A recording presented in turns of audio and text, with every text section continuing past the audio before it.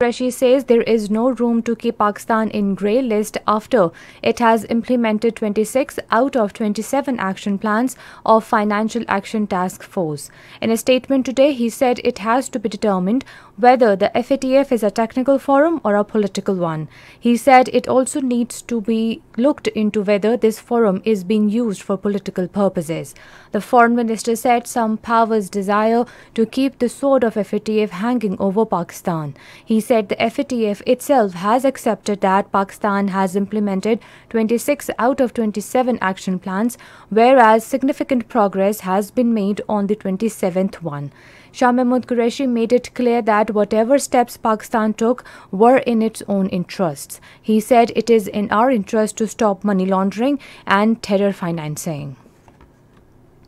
The Ministry of Economic Affairs and the World Bank have signed a financing agreement of Punjab Rural Development Water Supply and Sanitation Project worth $442.4 million.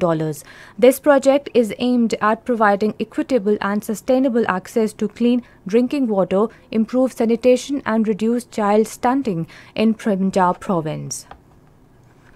International Day Against Drug Abuse and Illicit Trafficking is being observed today. The theme of the day is Share Facts on Drugs Save Lives. Observance of the day is aimed at raising awareness to fight against the substance abuse as well as the unlawful trade of drugs. In his message on the day, President Dr. Arif Alvi said effective measures to curb drug use and its illicit trafficking are a top priority of the government of Pakistan. He said today we reaffirm our commitment to eliminate drug trafficking as it possesses a serious threat to public health. The President said we must fulfill our collective responsibility to stop the illicit drug trade through joint efforts. Dr. Arif Alvi said all the regional countries must make concerted efforts to protect their future generations from the scourge of drugs and stop its illicit trade. He said it is of a great honor for Pakistan that the international community has recognized and appreciated Pakistan's role and commitment in the fight against drug trafficking.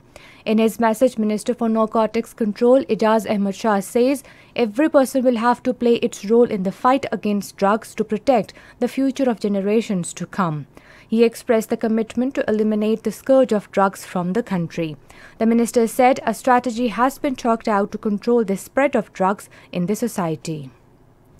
In Indian illegally occupied Jammu and Kashmir, India is using physical, mental and psychological torture at a large scale as a tool to prolong its illegal hold on Jammu and Kashmir and to suppress the Kashmiris.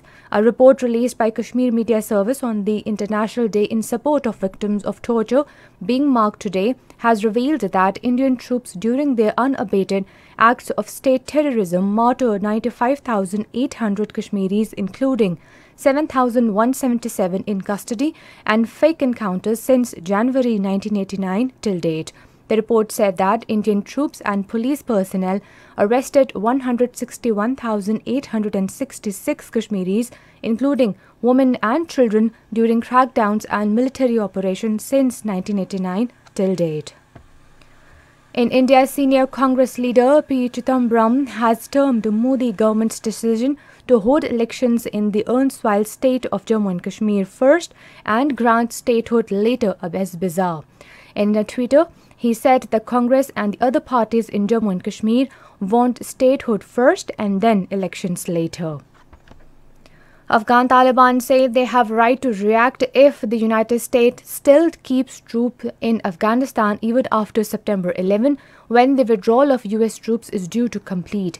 In an interview with a foreign news channel, Taliban spokesman Sunail Shaheen termed the possible stay of the US troops as a kind of continuation of the occupation.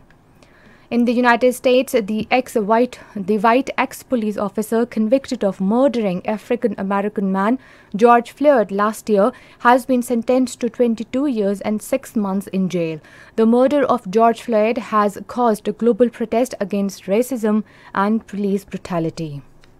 And that is the end of the news. For more news and analysis, log on to our website radio.gov.pk and also watch live video streaming of our bulletin on the link facebook.com/Radio Pakistan News Official.